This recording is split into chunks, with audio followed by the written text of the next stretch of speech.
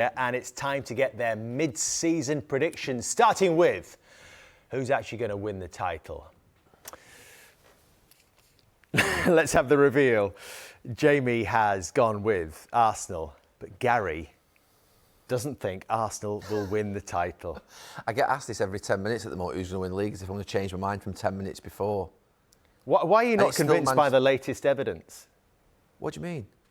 Look, well, the dominant performance they showed against Manchester United. Look, even from Arsenal fans, they must be getting tired of it. Mikel Arteta must be getting tired of getting asked title questions 19 games in. Right, honestly, if they'd have drawn the game yesterday by not scoring that last goal, they deserved to win that game yesterday, by the way. But if they'd have drawn that game, we'd have all said, oh, City are only 3 points off them. Oh, they're in trouble. That was so far out for us to be talking about this. I'm getting asked it every 10 minutes at this moment in time. I feel like this is a more traditional season. I feel that.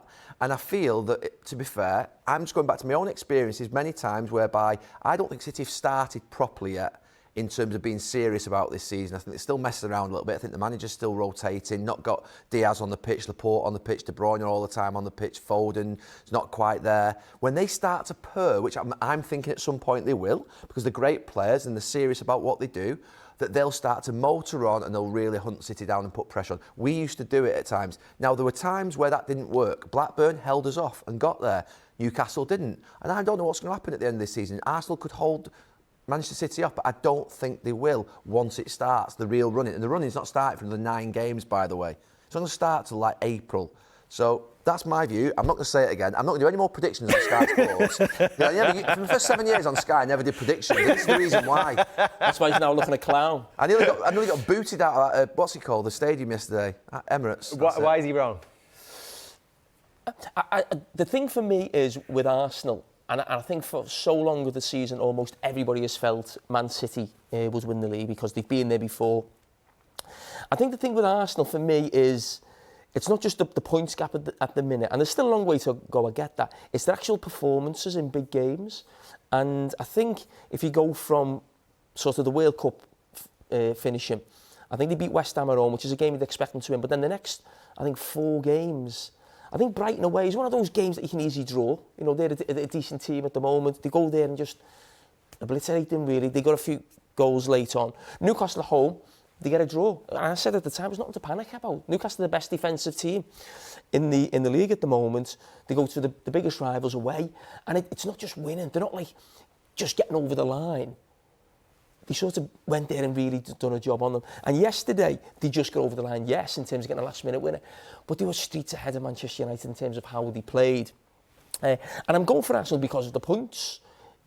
Obviously, a big difference. I mean, if it was level points now, you'd think, oh, City will then go on and do it. But I just think the Champions League with City, the way City are playing, we all expect them to kick in, but you're thinking, when is that going to happen? I think it will, of course. But I think if you're a player, and you can tell me this, if you're a player at Manchester City and they're getting spoken about that, you've not won the Champions League. They've won the league 4 times out of 5. Once they start getting to March and April and you start getting to quarter-final, semi-final of Champions League, and don't forget, Arsenal in Europa League, it's a big difference. I just can't help but think those City players know if they won the Champions League, it doesn't matter if they haven't won the league in some ways. It's almost, for me, it's a bigger trophy. So I just think Arsenal will pip them. Look, there is that danger, City, with the Champions League, that obsession that they may have internally with winning it, and Haaland's been signed to win it, and Pep needs to win it. But I saw their bench the other night against Spurs, and they had Foden, De Bruyne, Diaz, Laporte. I can't remember, there's another one on there that was ridiculous as well. Cancelo, Walker. I thought they could easily... They've done that Champions League and that sort of Premier League journey. Look, one thing I would say is I've done 3 Arsenal games since the World Cup. Done Newcastle, Spurs in London Derby and Manchester United yesterday. In all 3 games, I've been impressed for different reasons. The first one against Newcastle, because they were persistent, they were patient, they carried on doing the right things and it just didn't quite work for them. I thought the second half, forget the first half against Tottenham where they played really well. The second half, where it could have been awkward for them, they managed that game and controlled it really well, and they showed good game management in a difficult atmosphere. Because if Tottenham had got a goal, that would have been red hot. On Sunday against United, they got a couple of punches back. Shocked. Rashford's one, the Martinez goal, but they responded to going a goal down. They responded to be getting level, and again persisted with their football right to the end.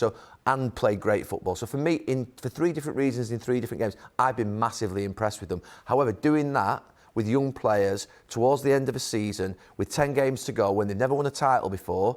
That's where we need to see it. And until that happens, I won't have seen the evidence that I believe they can win the title. But they've got an unbelievable chance. I can't believe they're in the chat. I can't believe they're in the chat for the title. That's where I was. We didn't have them in our top 4 at the start of the season, both of us, by the way. So we both know how well they're doing. This is not. You haven't got them in your top 2. Pardon? You haven't got them in your top 2. Relax, you didn't have them in your top 4 at the start of the season. What's that got to do with anything? Let's have a look then at the top 4, what they've gone with.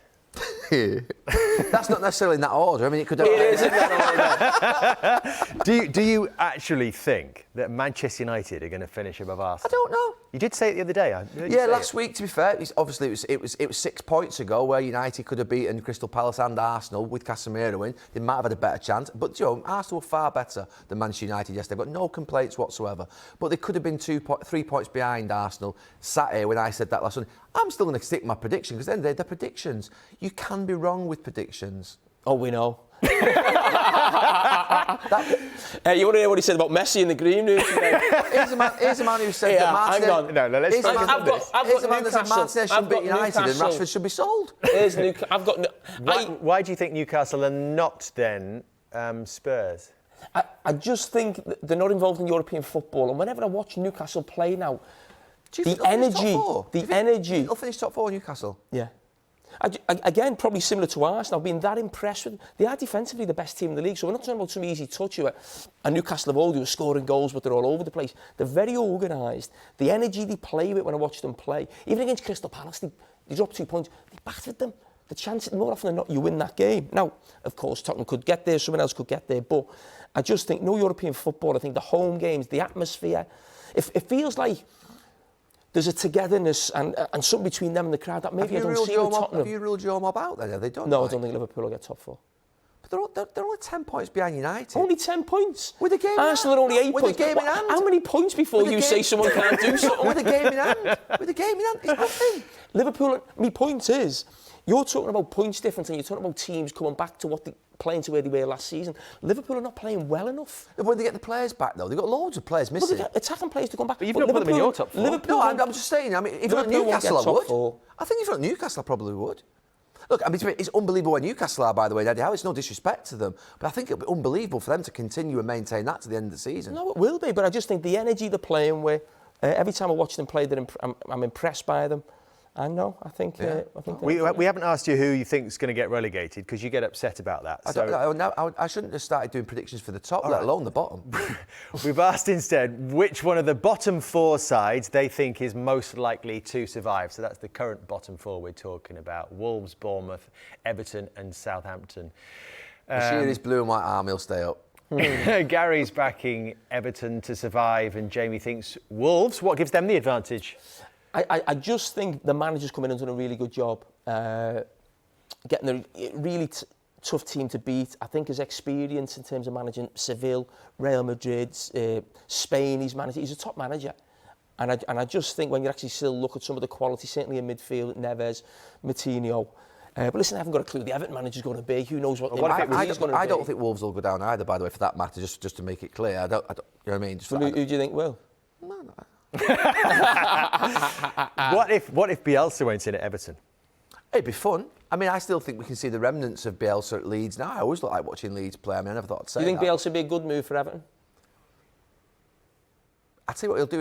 He'll lift that dressing room and he'll lift the crowd, won't he? Because the football will just all of a sudden become... It'll be energetic. It is being reported on Sky Sports News that he is the #1 target for Everton right now. So watch this space. We'll see what happens there. What about Player of the Year? I'm guessing this is a bit easier. But it wasn't that straightforward, Jamie, was it? Because although he is a goal machine, Haaland, there's plenty of others that impressed you. He chose Odegaard. No, but what I was trying to say is, I think all the players will vote for Haaland. That's what I'm trying to say. No, who are you going to vote for? No, have your own mind. I think Odegaard at Arsenal has been absolutely sensational. But I just know what players like. I've been in the dressing room when they get the thing. Obviously, Haaland scored so many goals. He's been amazing, and I totally get it. But I just think if Arsenal won the title, I think the role of Odegaard has been sensational. I think he's brilliant. I think he's the closest thing to Kevin De Bruyne. You know, that player, between every time he gets the ball, you think something's going to happen.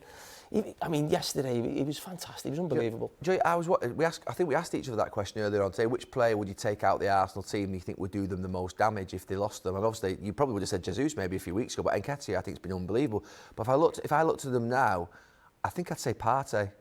Having watched him in the 3 games since Christmas, I think if he was out of that team... He was the one that Merson was worried about, I think. Honestly, I watched him the last... I've seen a lot more than that, but in these 3 games I've seen live since Christmas, I look at him and think he's holding a lot together in terms of the glue between the back four and obviously that Ødegaard and strikers. That is the big worry, because Arsenal have been very lucky. Well, they say lucky. Well, maybe the medical, the sports science. They've been fortunate with injuries, with the same team can play. 7 players have played every game. Yeah, so week in, week out. If they ever got sort of 2 or 3 players out at the same time, sort of like what Chelsea and probably Liverpool have got right now, that will be I'm not sure, they wouldn't get across the line, I don't think, but that is vital for them. That's why I think Europa League and the FA Cup at the weekend, how strong does he go? Does he almost go? It's not... It's another factor that though, like why I think as well, because they are finely tuned in the sense of Europa League. What's he going to do with the FA Cup? Obviously, the decisions he'll make, and if he does get 2 or 3 injuries, which every other club gets, all the other clubs get, then it could just go really badly wrong quite quickly. Would you forget those? I would forget the Europa League, because the whole point of the Europa League is not the trophy. The biggest thing for clubs is getting in the Champions League. Arsenal are in the Champions League next year. Forget the Europa League. I'm not sure Mikel Arteta will see it like that. With the trophy, will be serious. Mikel, if you're watching now, get out that Europa League, because Arsenal could spend 200 million in the summer and they won't be in this position next season. I'm not saying they'll be miles away, but they will not be 5, maybe 8 points clear halfway through a season. They aren't going to want to lose to Man City either. I agree with him on that. Do you know something? I was thinking that before. You talk about young managers breaking into these sort of super managers like Pep Guardiola, Klopp, Conte, these league winners. Who does it? You know, we're trying to get managers, obviously young managers, up to that standard in the Premier League. It's damn tough. Mikel Arteta's got an unbelievable chance to break, and all of a sudden you win the league with Arsenal, you're into Barcelona territory, you're into the sort of super manager territory where you've achieved something magical. So it's a massive few months for him. But to be fair, I think finishing second, he still had the most unbelievable season if he did. What if he finishes third? I'd still say that at the start of the season. Imagine. He could still win Manager of the Year, couldn't he? He will win Manager of the Year. He's given Arteta Manager of the Year. How can he be Manager of the Year if you put him third? You think he's Manager of the Year if he finishes third? Right, the reason Arteta is the Manager of the Year if he finishes third, second or first is because at the end of last season, I thought he was in significant trouble. As you pretty much wrote him off on a Monday Night Football, didn't you? Sorry, and he said the same, by the way, let's be clear. He said he thinks he'll be in big trouble this season. Yeah. We both said it. But the whole point of football is you then watch something happening different, so you change your view. So if he finished first, second or third, I'd say that's still a great season. Now, I know Arsenal fans from this position, and maybe even Mikel Arteta would say, oh, that'd be disappointing now from where they are, second or third. But it would be a great season. It would be. Arteta Manager of the Year. What more do you want? Finishing third? I don't think so. Second even. How can you give him Manager of the Year if he ends up third from this position? But those predictions may not come out, Jamie. I know they won't. All right, that's it for the mid-season. Tell us your real thoughts on Messi in the World Cup. That's it for mid-season predictions. Do you think I said Messi won't win the World Cup? No, you said it was easy to take the ball off. No, I said... What did you say in the green room? No, I said Messi... my words were on Messi, that Messi now, from 10 years ago, he'd take the ball off him a lot more. That's exactly what I said. Some words along that. And everyone... Words along that, no, what's it? He wasn't beating players like he used to. Oh, like that fella he beat on the halfway line and then he took him into the box. He went past Gvardiol on the halfway line. Gvardiol got back. What I'm saying is, Messi's an unbelievable player. But my point is, people were taking the ball off him. It was a fact. It's a matter of fact. You said Rashford should be sold by United. You said Conte should be at United. You said Martinez should be playing in the Premier League. You're a disaster, man. Should we do Ronaldo now as well? Right, that's it. More predictions next week. Keep going at him, Arsenal fans. You're really getting to him on social media. Keep going at him. They're not getting at me. Yeah.